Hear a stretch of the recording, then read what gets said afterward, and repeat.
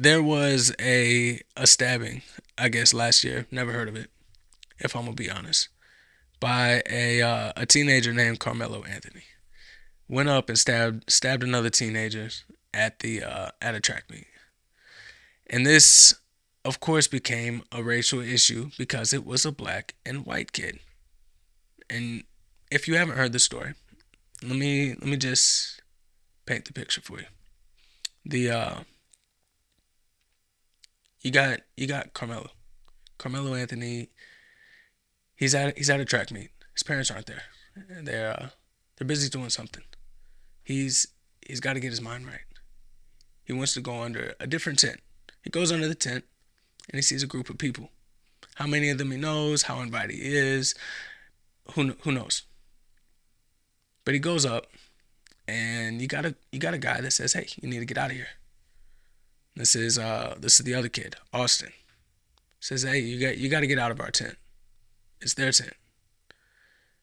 So apparently, allegedly, Carmelo gets, kind of, how teenage boys are. I mean, I don't.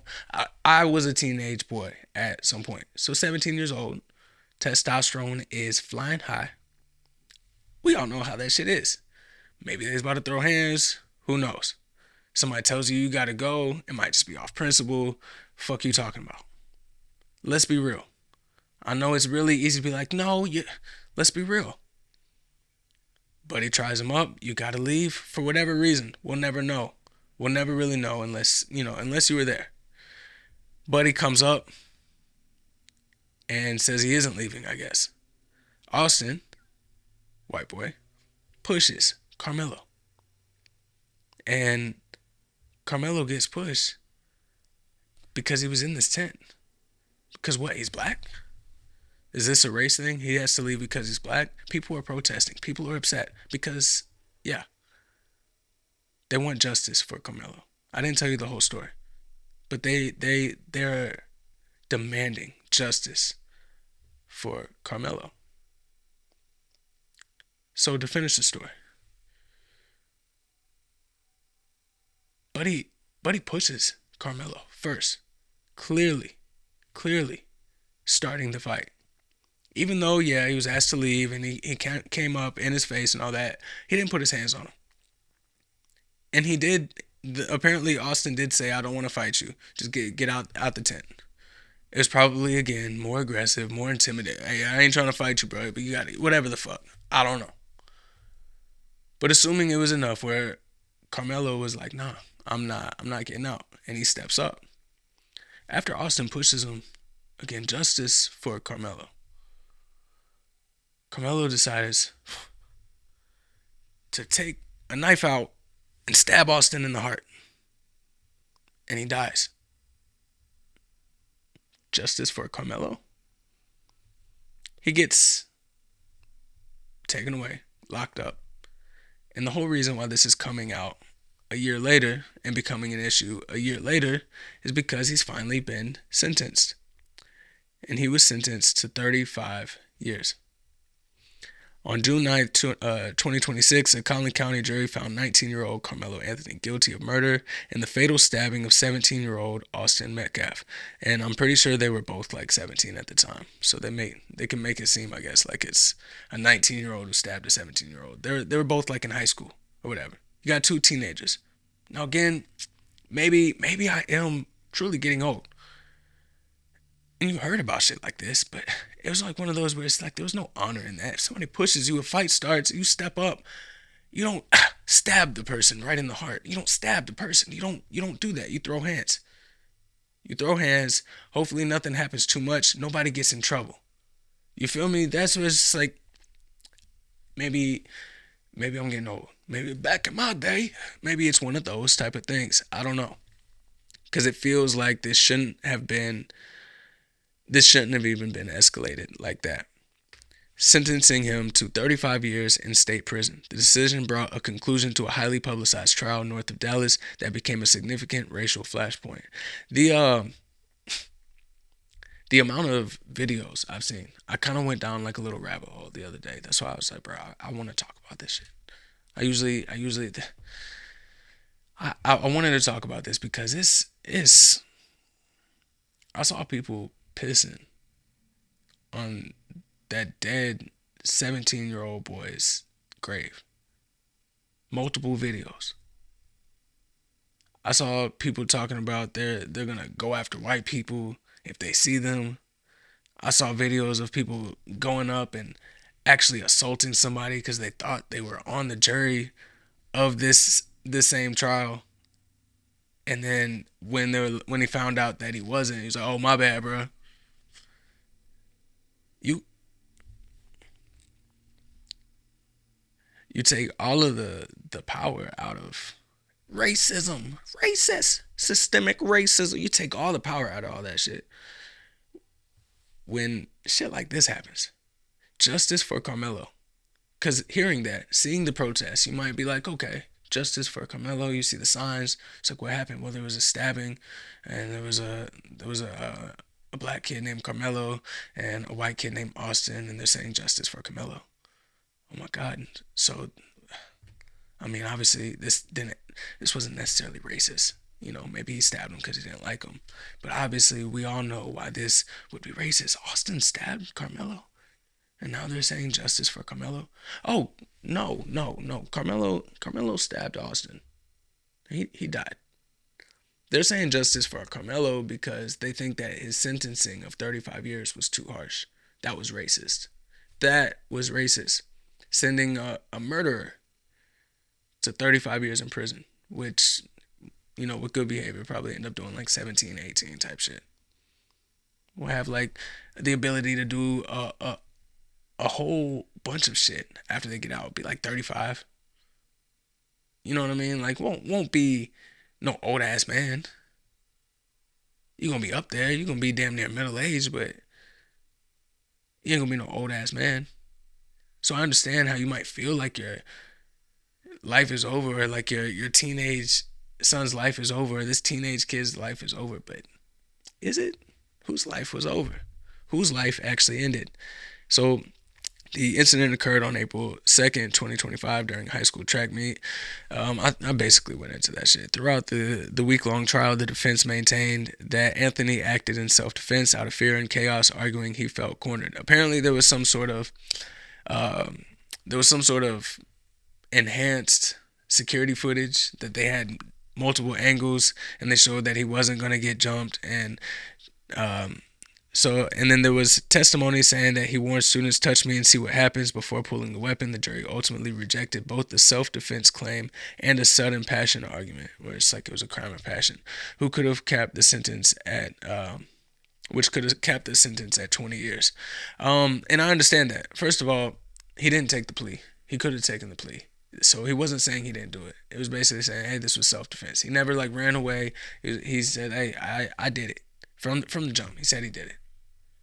But maybe he thought, this is where I can get the whole self-defense thing. Like I said, Austin did put his hands on him first. After bro came into the tent. After Austin said to leave. After he comes up in his face.